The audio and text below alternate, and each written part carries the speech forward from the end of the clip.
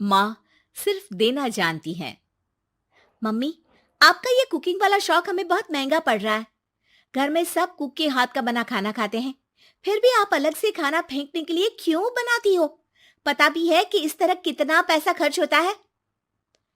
अरे पर बहू, मैं तो सब रोहित के पसंद का खाना बनाती हूँ। मम्मी, वो सब मुझे बचपन में पसंद था। अब इतना तेल खिलाकर बीमार करोगी क्या? वैसे भी मैं पूरा समय कभी क्लाइंट तो कभी बॉस के साथ मीटिंग में रहता हूँ। इसलिए आप अपनी बर्बादी को मेरा नाम तो मत ही दीजिएगा। ये है पिंकी की सास निर्मला, जिन्हें सबको अपने हाथ का खाना खिलाना बहुत अच्छा लगता है, लेकिन राहुल और पिंकी को ये पसंद नहीं है। इसी के चलते वो निर्मला को खाना बनाने के लिए 10 बातें सुनाकर वहां से चले जाते हैं। मेरे मन में तो सिर्फ अपने बच्चों के लिए प्यार है, पर शायद अब उन्हें मेरी जरूरत नहीं है। मुझे गांव वापस चले जाना चाहिए। जहां एक तरफ निर्मला दोबारा गांव जाने के बारे में सोच रही होती है, वहीं उसका पोता परम अपनी दादी के शौक को प्रोफेशन में बदलने का आइडिया सोच रहा होता है। अगली सुबह निर्मला गांव वापस जाने के लिए कपड़े पैक कर ही रही होती है कि परम फोन लेकर दादी के पास पहुंचता है। दादी, आप कहीं नहीं जाओगी? अरे नहीं बेटा, मेरा गांव चले जाना ही ठीक रहेगा। इससे तुम्हारे मम्मी पापा की सारी दिक्कतें भी खत्म हो जाएगी। दादी, वो तो ना आपके आने से पहले कम थी और ना ही आपके जाने से खत्म होगी। उन्हें हमेशा पैसों की टेंशन में ही रहना है। मेरे पास आपको यहाँ रोकने का आइडिया है। आइडिया? मतलब मैं कुछ समझी नहीं। इस पर परम अपनी दादी को YouTube खोलकर उसके बारे में सब कुछ बताता है, जिसे सुन दादी कंफ्यूज हो जाती है।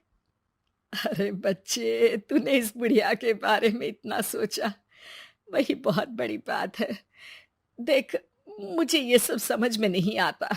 तू मुझे जाने दे बेटा। अरे दादी, इसमें कुछ मुश्किल नहीं है।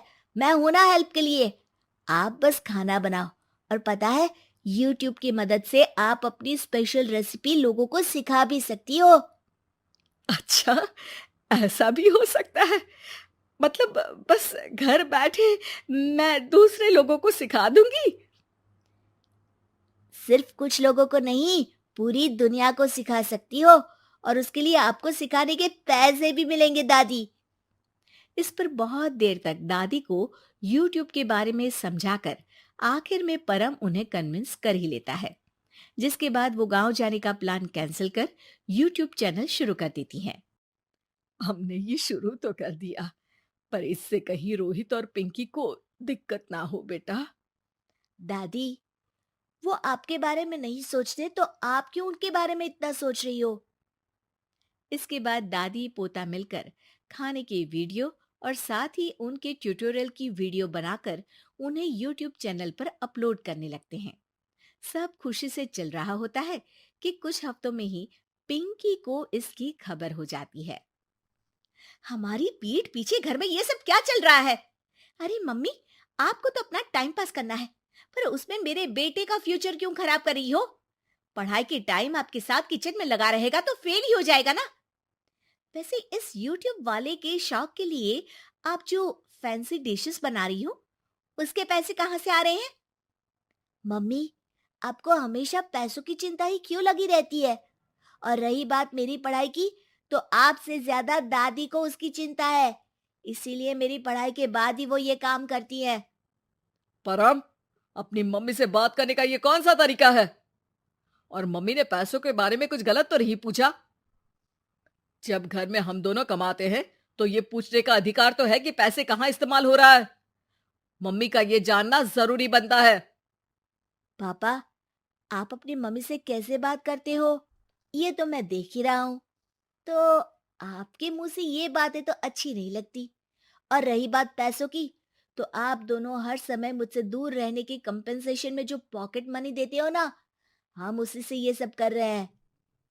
इस पर परम अपनी दादी को लेकर वहां से चला जाता है, जिसके बाद पिंकी और रोहित YouTube चैनल बंद करवाने की बहुत कोशिश करते हैं, लेकिन परम ऐसा होने नहीं देता। इसी तरह महीने बीत जाते हैं। पर चैनल का कुछ खास ग्रोथ ना देखकर निर्मला निराश हो जाती है। हम इतनी मेहनत करते हैं, फिर भी आज तक मैं तेरा 1 रुपया भी वापस नहीं कर पाई। अब तो रोहित ने तुझे पैसे देने भी बंद कर दिए और तेरी सारी सेविंग्स भी खत्म होने को आई है। बेटा, मुझे लगता है कि हमें ये सब बंद कर देना चाहिए। दादी, यूट्यूब चलने में मेहनत के साथ ढेर सारा सब्र भी लगता है। देखना, कुछ महीनों में सब सिर्फ आपको ही देखेंगे, और अगर फिर भी कुछ नहीं हुआ तो बंद कर देंगे। परम की बात से दादी मान जाती हैं और वो अपना काम जारी रखते हैं। अगले ही महीने पूरी दुनिया में लॉकडाउन लग जाता है, जिसमें सब घर में तो बंद हो जाते हैं, लेकिन साथ ही पिंकी की जॉब चली जाती है और रोहित के ऑफिस में भी ज्यादा अच्छे हाल नहीं होते। लेकिन वहीं लॉकडाउन के असर में निर्मला के सब्सक्राइबर्स और व्यूज बढ़ने लगते हैं। देखा दादी, मैंने कहा था ना, एक दिन सब आपको ही देखेंगे। अब तो आप बस रोज एक वीडियो अपलोड करो और जादू देखो। इसी के साथ लॉकडाउन के कुछ ही महीनों में निर्मला खाने वाली दादी के नाम से सारे सोशल मीडिया पर फेमस हो जाती है, जिस वजह से अब उन्हें यूट्यूब के पैसों के साथ पेड एडवर्टीजमेंट और पेड प्रमोशन भी मिलने लगते हैं। उन्हीं पैसों की मदद से निर्मला अब बेटे बहू की नौकरी ना होने पर घर का खर्चा भी चलाने लगती हैं, जिसे देख रोहित और पिंकी को भी अपनी गलती का एहसास होता है और वो सब मिलकर निर्मला को सपोर्ट करने लगते हैं।